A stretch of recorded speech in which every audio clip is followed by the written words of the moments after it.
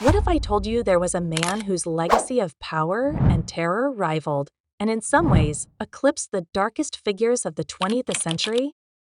A man whose name is synonymous with confrontation, a name he lived up to in every sense. Welcome to our deep dive into the life of Saddam Hussein, a leader whose reign was marked by the iron fist of oppression, aggression, and violence. But to understand the full story, we need to rewind to the very beginning. Born on April 28, 1937, into a world of personal tragedy and national upheaval, Saddam's early life was anything but ordinary. The death of his brother and father before he was born left his mother heartbroken, convinced that her unborn child was cursed. Her despair was so deep that she rejected him immediately after birth, leaving him in the care of relatives. It was a harsh start to life, one that foreshadowed the complexities of the man he would become.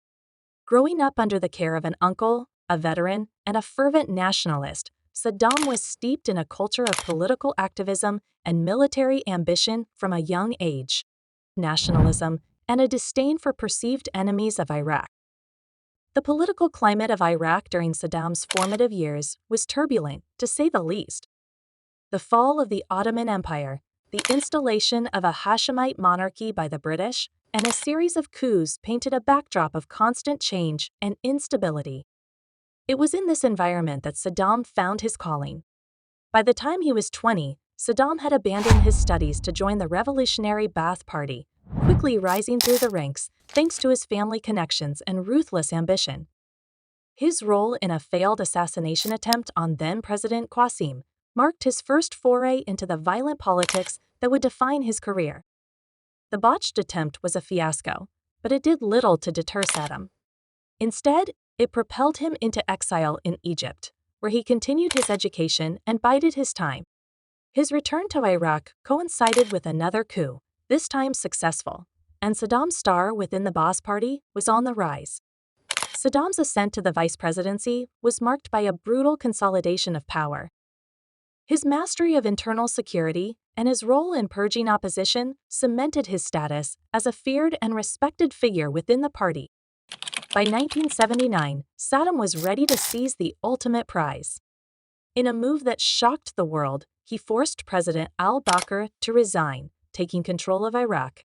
What followed was a chilling display of absolute power, as Saddam orchestrated a purge of real and imagined enemies within the party, solidifying his grip on the country. Saddam's rule was characterized by a mix of progress and profound terror. He modernized Iraq's infrastructure and improved education and healthcare, but at a terrible cost. His regime was marked by the use of chemical weapons, genocidal campaigns against the Kurds, and a devastating war with Iran that bled the country dry. The invasion of Kuwait in 1990 was Saddam's gravest miscalculation, leading to the Gulf War and Iraq's international isolation.